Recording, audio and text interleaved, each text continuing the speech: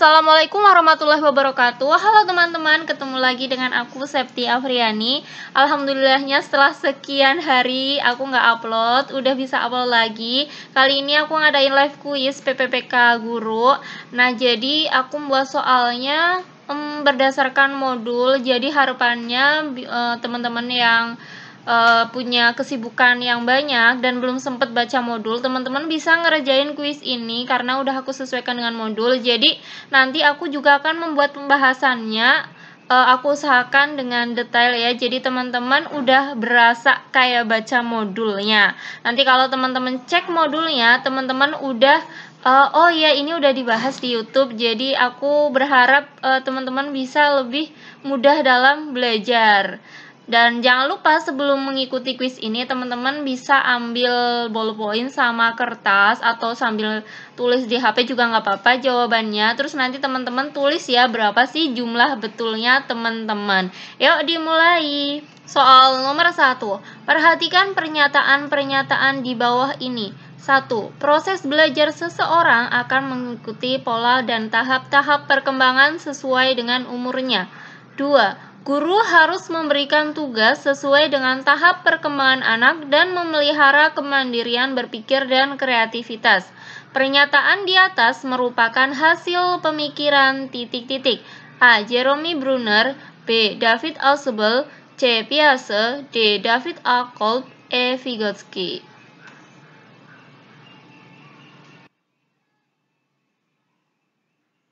Soal nomor 2. Pada praktik teori belajar ini, penyajian isi atau materi pelajaran menekankan pada akumulasi fakta mengikuti urutan dari bagian ke keseluruhan. Pernyataan tersebut merupakan aliran dari teori titik-titik. A. Kognitivistik, B. Abad 20, C. Behavioristik, D. Konstruktivistik, E. Humanistik.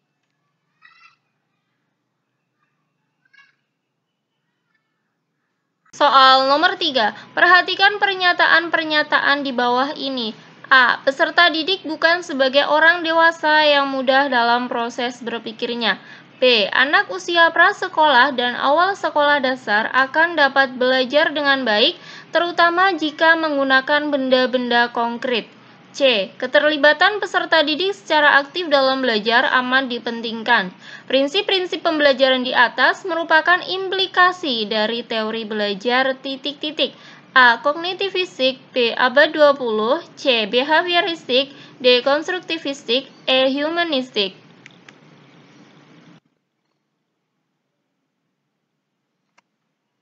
Soal nomor 4. Dalam mengambil keputusan, peserta didik ini cenderung konservatif. Maksudnya, mereka sangat mempertimbangkan baik buruk dan untung rugi. Selalu diperhitungkan dengan cermat dalam memutuskan sesuatu, termasuk ke dalam kelompok titik-titik. A. Konsepsi, B. Aktivis, C. Reflektor, D. Teoris, E. Pragmatis.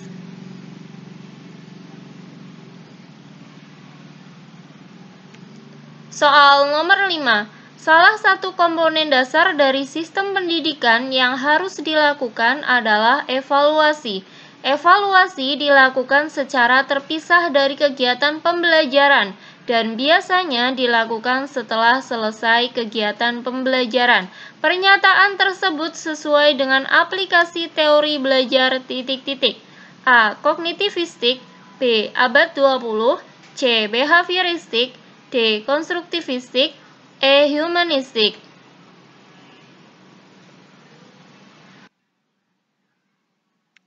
Soal nomor 6. Menurut Jeremy Brunner, yang menjadi kunci perkembangan kognitif adalah titik-titik. A. Tingkah laku, B. Logika, C. Bahasa, D. Intelektual, E. Kreativitas.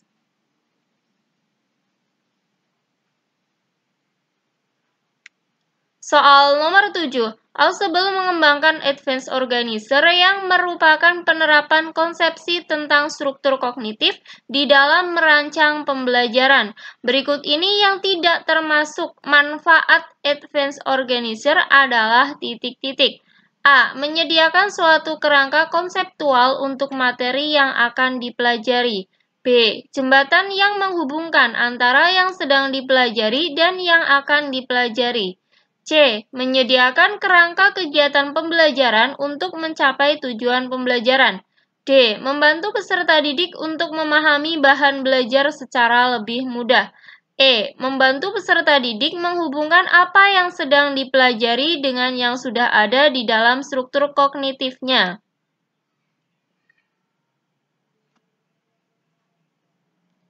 Nah, kita langsung aja bahas soal yang nomor 1. Di sini aku nggak baca dengan detail lagi ya soalnya. Langsung ke ini, pernyataan di atas merupakan hasil pemikiran titik-titik. Nah, kalau kita lihat di pilihan gandanya, itu kan ini semua adalah tokoh-tokoh teori belajar. Jadi pasti ini mengarah ke materi yang teori belajar. Nah, kira-kira ini hasil pemikirannya siapa? Kita baca yang nomor 1, proses belajar seseorang akan mengikuti pola dan tahap-tahap perkembangan sesuai dengan umurnya. Perkembangan apa nih gitu kan? Karena ini teori belajar ya kita ngarahnya ke perkembangan kognitifnya ya kan? Pasti ke teori belajar kognitif kan. Kemudian yang nomor 2, guru harus memberikan tugas sesuai dengan tahap perkembangan anak dan memelihara kemandirian berpikir dan kreativitas. Jadi kata kuncinya tuh di sini dapat dua-duanya membicarakan tentang tahap-tahap perkembangan kognitif, tahap perkembangan kognitif anak. Siapa tokohnya? Pasti udah tahu lah ya. Kita bahas dulu yang A. Kalau yang A, Jeremy Bruner, itu dia mengemukakan tentang free discovery learning ya. Jadi intinya siswa itu bisa belajar baik kalau misalnya guru itu ngasih kesempatan ke siswa buat siswanya itu bisa menemukan konsep sendiri melalui menemukan konsep melalui contoh-contoh yang dia alami atau yang di kehidupan. Kalau David Ausubel itu mengemukakan tentang advanced organizer, terus dia juga mengemukakan tentang pembelajaran bermakna, meaningful learning. Kalau Piaget itu yang paling terkenal banget ya, pasti kita ingat tentang perkembangan kognitif. Nah, menurut Piaget, nanti perkembangan kognitif itu merupakan suatu proses genetik yang intinya dipengaruhi oleh sistem atau struktur sarafnya gitu. Semakin usianya bertambah, maka struktur kognitifnya semakin kompleks. Otomatis kemampuannya itu akan meningkat. Udah jelas ya teman-teman, intinya kalau perkembangan kognitif anak ya, tahap perkembangan kognitif anak pasti larinya ke Piaget.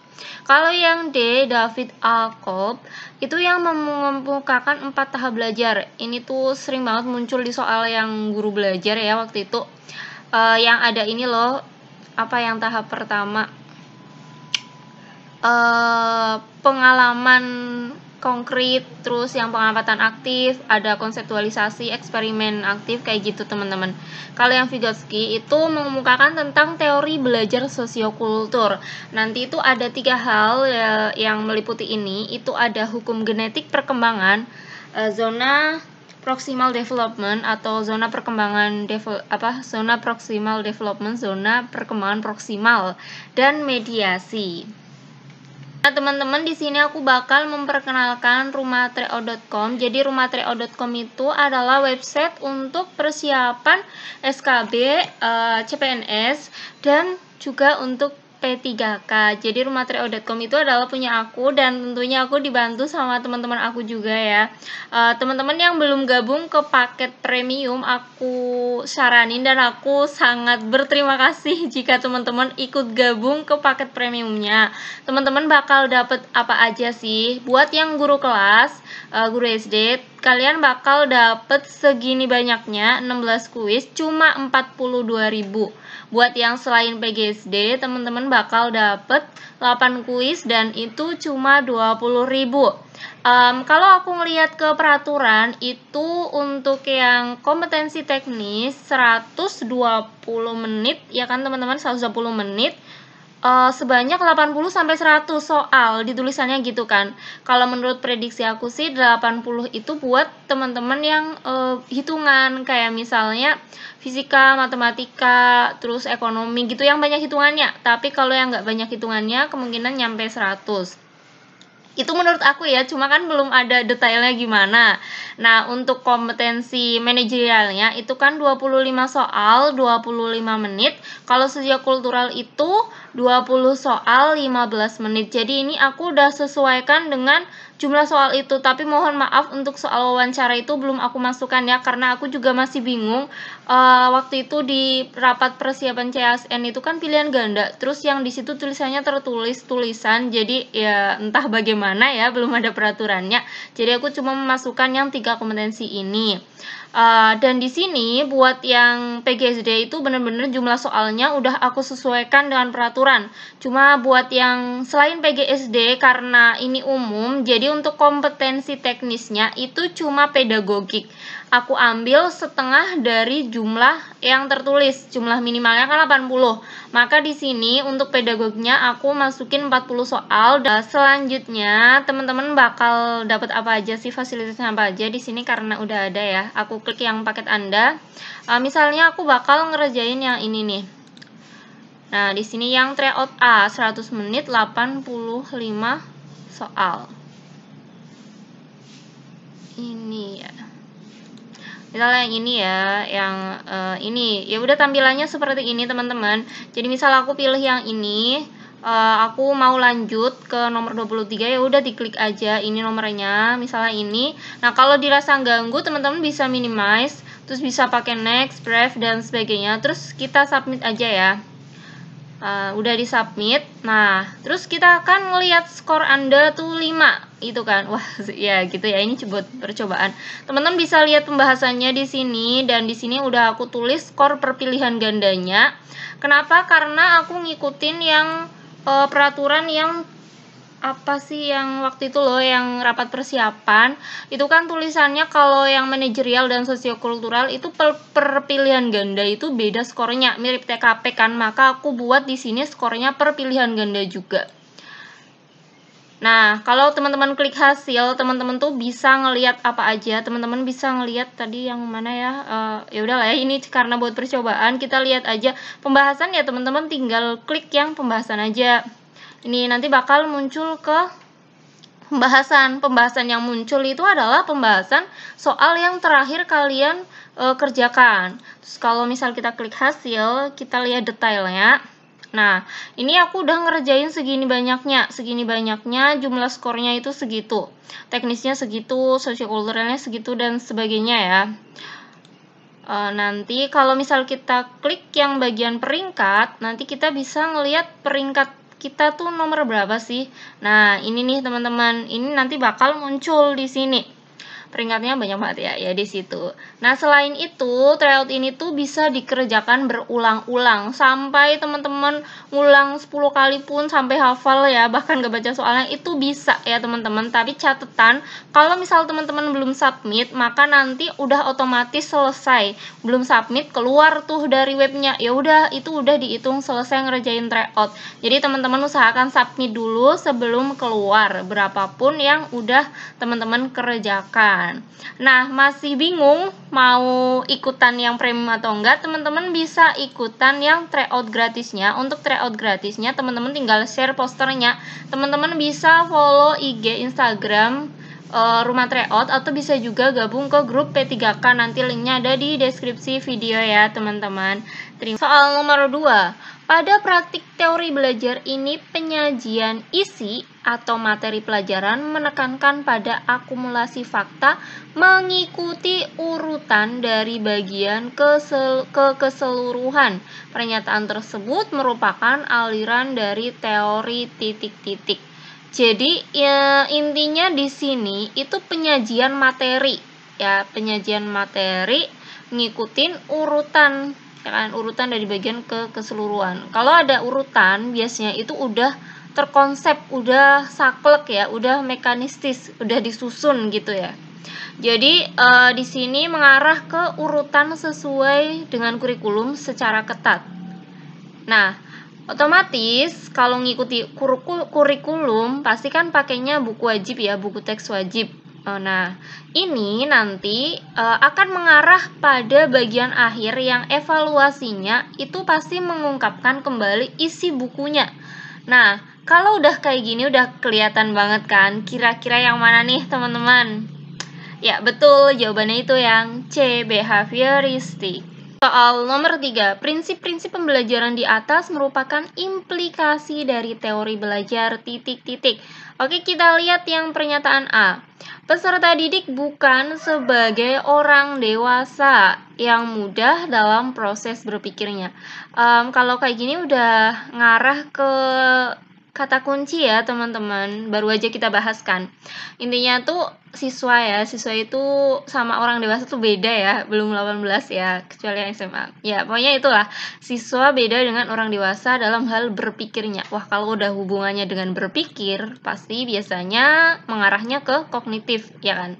Cuma kita lihat dulu yang B, anak usia prasekolah, ini bukan para ya, tapi prasekolah dan awal sekolah dasar akan dapat belajar dengan baik terutama jika menggunakan benda-benda konkret. Jadi dalam pembelajaran itu media pembelajarannya disesuaikan dengan umurnya mereka, ya kan, dengan tahap perkembangannya mereka. Ini itu kalau untuk menggunakan benda-benda ngarahnya ke ini ya, media pembelajaran bisa ke yang hasil pemikirannya biasa, bisa yang Jeremy Bruner. Mereka itu kan tokoh-tokoh kognitif, ya kan? Jadi ini yang B mendukung yang A. Udah jelas ya dua pernyataan itu mengarah ke kognitif. Berarti ya udah langsung aja kita pilih yang A. Ya udah nomor C itu kita abaikan aja, nggak apa-apa lah ya. Soal nomor 4, dalam mengambil keputusan peserta didik ini cenderung konservatif. Maksudnya, mereka sangat mempertimbangkan baik buruk dan untung rugi. Selalu diperhitungkan dengan cermat dalam memutuskan sesuatu, termasuk ke dalam kelompok titik-titik. Intinya itu siswa ini tuh kalau mau ngambil keputusan tuh mikir, ini baik enggak, untung enggak, rugi enggak, pokoknya penuh pertimbangan banget gitu deh.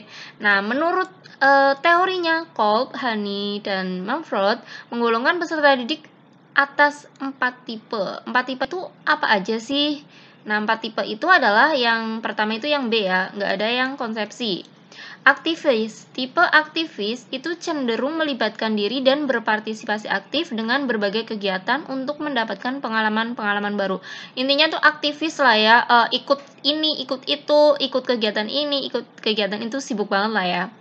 Kalau yang C, reflektor itu peserta didik yang berhati-hati dalam mengambil langkah dan penuh pertimbangan. Jadi kalau mau mutusin sesuatu, dia itu benar-benar mikirin, sangat berhati-hati. Kalau yang teoris itu sangat kritis, suka menganalisis dan selalu berpikir rasional menggunakan penalarannya. Kalau yang teoris, kalau pragmatis itu seperti lawannya, tapi nggak lawannya banget ya dengan yang teoris. Kalau pragmatis itu intinya menaruh perhatian besar terhadap aspek-aspek praktis dalam segala hal. Mereka tidak suka bertele-tele dalam membahas aspek teoritis filosofis dari sesuatu. Intinya kalau pragmatis sukanya praktis, yang prakteknya ya kan. Jadi jawabannya yang C ya, reflektor, karena di soal itu intinya mempertimbangkan pas mau ngambil keputusan. Soal nomor 5, salah satu komponen dasar dari sistem pendidikan yang harus dilakukan adalah evaluasi. Evaluasi dilakukan secara terpisah dari kegiatan pembelajaran dan biasanya dilakukan setelah selesai kegiatan pembelajaran. Pernyataan tersebut sesuai dengan aplikasi teori belajar titik-titik. Nah, di sini kalau evaluasi terpisah dari kegiatan pembelajaran itu ya kayak gini contohnya. Udah selesai satu bab, pertemuan berikutnya baru evaluasi, atau intinya udah selesai hari ini pelajarannya, di akhir evaluasi. Jadi evaluasi itu tidak dilakukan ketika proses pembelajaran. Nah, kalau kayak gini otomatis kan kita bisa memahami dari kalimat ini bahwa hasil belajar itu ya sesuatu yang tampak, sesuatu yang bisa diukur, ya nggak sih? Ya kan?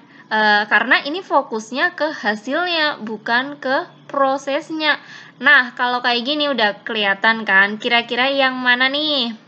Ya, betul sekali jawabannya itu yang C, behaviorisme, behavioristik.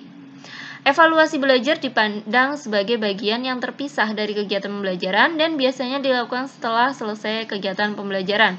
Intinya evaluasi mengungkapkan kembali isinya, mengungkapkan kembali hasil belajarnya. Soal nomor 6, menurut Jeremy Bruner, yang menjadi kunci perkembangan kognitif adalah titik-titik. Teman-teman bisa buka modul yang teori belajar, yang bagian teori belajar kognitif, yang tentang masih yang tokoh ini, yang Bruner. Bahasa itu adalah kunci perkembangan kognitif. Ini menurutnya Bruner ya. Karena bahasa itu merupakan alat komunikasi antar manusia. Nah, jadi udah jelas ya jawabannya yang C. Soal nomor 7. Langsung aja, berikut ini yang tidak termasuk manfaat Advanced Organizer. Itu apa sih? Advanced Organizer itu adalah konsep atau informasi umum yang mewadahi semua isi pelajaran yang akan diajarkan kepada peserta didik. Jadi intinya konsep ya. Nanti tuh bakal ngajar materi ini ya, guru itu harus paham materi itu, harus menguasai materi itu. Yang A, yang tidak termasuk manfaatnya ya. Kalau yang A, menyediakan suatu kerangka konseptual untuk materi yang akan dipelajari. Jelas iya ya teman-teman. Kalau yang B, jembatan yang menghubungkan antara yang sedang dipelajari dan yang akan dipelajari. Ini juga iya. Yang C, menyediakan kerangka kegiatan pembelajaran untuk mencapai tujuan pembelajaran. Ini enggak ya teman-teman, jawabannya itu yang C. Yang D, membantu peserta didik untuk memahami bahan belajar secara lebih mudah. Ini juga iya ya teman-teman. Yang E, membantu peserta didik menghubungkan apa yang sedang dipelajari dengan yang sudah ada di dalam struktur kognitifnya. Ini juga iya. Teman-teman bisa buka lagi modul seri belajar yang Ausable ya. Terima kasih buat teman-teman yang udah mengikuti live quiz ini. Semoga bermanfaat buat teman-teman. Yang belum subscribe dan belum menyalakan loncengnya, silakan untuk di subscribe dulu nih, dan juga dinyalakan loncengnya. Kenapa? Karena akan ada live quiz berikutnya. Jadi jangan sampai ketinggalan ya.